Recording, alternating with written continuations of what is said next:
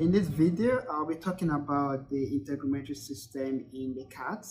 And as you can see, the cat has what we call the hair coats, and it forms the furs on the skin.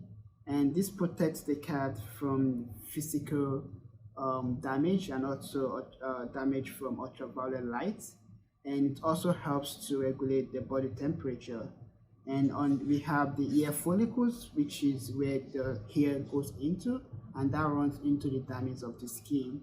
And it's usually compound, which means that they have central hair that are surrounded by 3 to 15 smaller hairs, and all of them entering or occurring at a common pore. Now, what happens during the cold weather is that you have more of the hair coats on the skin of the cat, and this helps to trap in here and helps to cool the body of the cat. But in the warm when it's warm, what happens is that you have shorter hair, and then it usually helps also for cooling. And another thing about the cat is that you have more hair coat on the dorsal side compared to the ventral side of the skin. So the fur of the skin minimizes the amount of cooling through sweating, and so in order to be able to do that, they use their paws, as you can see.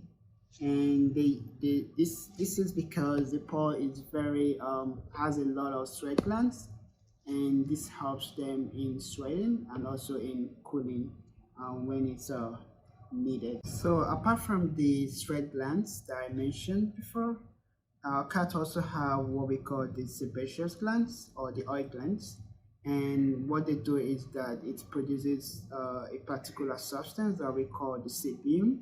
Sebum is a mixture of fatty acids, and it's very important for keeping the skin soft, and it also help the skin to become pliable, and also help to maintain proper hydration. And so one of the things that they use the sebum for is to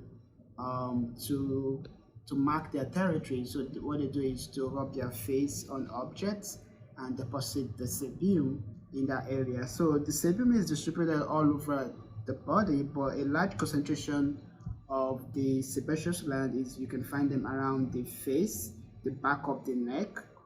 You can find some in the paws. So these areas are highly concentrated with the sebaceous gland, and it helps to produce a lot of sebum. And sebum has also been shown to have antimicrobial properties, which is very good for them because it protects them from microbial infection. And lastly, sebum could also be used to it has pheromones, so it can also be used to attract the opposite sex for mating. So another structure that you can find on the skin of the cat is the whiskers. You can also call them fibraceae, and these are highly sensitive tactile ears that grow in patterns on the cat muzzle. So you can find you can find some of them around, very close to the mouth. You can find them around the hair. You can see some of them in the hair area. You can see them very close to the eyelids. And these structures are actually very sensitive, and they use them to detect the precise location, the size and the texture of objects around them, even when they are in the dark.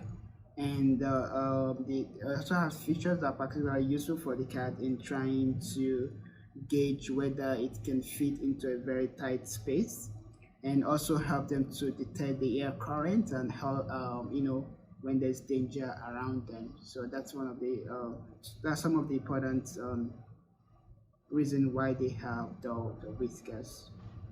So another structure that we mentioned in your PowerPoint is the nictitating membrane, or we call it the third eyelids, and it's very transparent, and it protects the eye, and usually they can join around the eye, and it protects them and also lubricates the eye to help them to see properly. So this is a very important feature that you find in the cat, but you might not find in other animals.